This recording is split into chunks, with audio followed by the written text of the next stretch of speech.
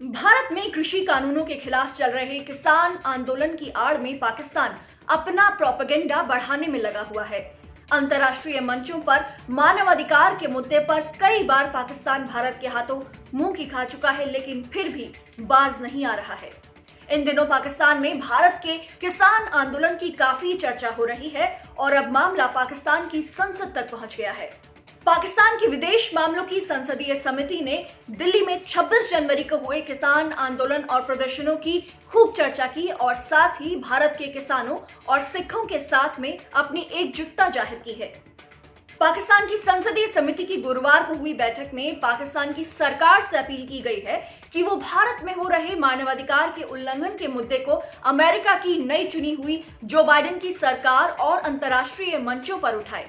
इस्लामाबाद में parliamentary house में हुई समिति की बैठक की अध्यक्षता सांसद मुशर्रफ हुसैन सैयद ने की। ये बैठक करीब 3.5 घंटे चली। पाकिस्तान के विदेश मंत्री शाह महमूद कुरैशी भी इस बैठक में शामिल थे।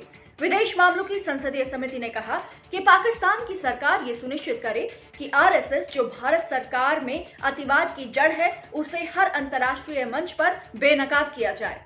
समिति ने कहा कि 26 जनवरी मोदी सरकार के अत्याचारों का प्रतिरोध कर रहे लोगों के लिए ब्लैक डे था। अब उसे आगे आने वाली घटनाओं का अंदेशा हो जाना चाहिए। समिति ने कहा कि नई दिल्ली में लाल किले पर सिख किसानों ने अपना पवित्र झंडा फहराया और उनके प्रतिरोध का जरिया एक पाकिस्तानी गाना है। ये समिति सभी सिख किसानों के साथ है। पाकिस्तान की संसदीय समिति ने भारत पर कई मनगढ़ंत आरोप लगाने की कोशिश की है। भारत पाकिस्तान सीमा पर आतंक की आड़ लेकर कई मासूमों की जान लेने वाले पाकिस्तान की संवेदना अचानक से भारतीयों के लिए जाग गई है। पाकिस्तान की संसदीय समिति ने कहा कि आरएसएस के अतिवाद के हाथों जिन किसानों और अन्य समुदाय के लोगों की जान गई है, उनके परिवारों के प्रति हम संवेदना जाहिर करते हैं। भारत में साल 2019 में 10,000 से ज्यादा किसानों ने आत्महत्या की और कई मुस्लिमों को उनके धर्म की वजह से निशाना बनाया गया। हम चाहते हैं कि सरकार मानवाधिकार उल्लंघन के इन गंभीर मुद्दों को संयुक्त राष्ट्र की मानवाधिकार परिषद, यूरोपीय संसद, यूरोपीय यूनियन की कोर्ट और अमेरिका की बाइडेन सरकार के सामने उठाए। आतंक और आतंकवादियों को पनाह देने के लिए पूरी दुनिया में बदनाम पाकिस्तान जब खुद एफएटीएफ की ग्रे लिस्ट से निकलने के लिए जूझ रहा है, तब उसने भारत पर ही आतंकवाद को बढ़ावा देने का आरोप लगाया। पाकिस्तान की संसदीय समिति की बैठक के अंत में पाकिस्तान के विदेश मंत्री कुरैशी ने एक डोजियर समिति को सौंपा, जिसमें भारत पर आतंकवाद को बढ़ावा देने का फर्जी आरोप लगाया गया। यही नहीं, पाकिस्तान ने खुद को आतंकवाद से पीड़ित देश करार दिया है।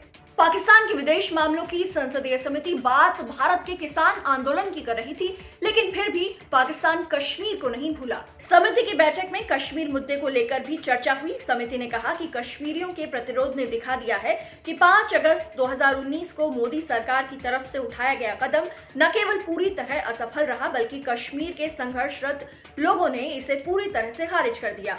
पाकिस्तान के विदेश मंत्री शाह महमूद कुरैशी ने कश्मीर पर पाकिस्तान के एजेंडे को आगे रखा। उन्होंने कहा कि पाकिस्तान में इस्लामिक संगठन के विदेश मंत्रियों की साल के अंत में बैठक होगी, जिसमें कश्मीर के मुद्दे को आगे रखा जाएगा।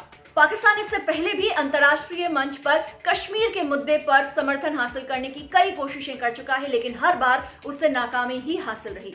यहाँ तक कि सऊदी अरब और यूएई जैसे देश भी कश्मीर के मुद्दे पर भारत के साथ खड़े हैं।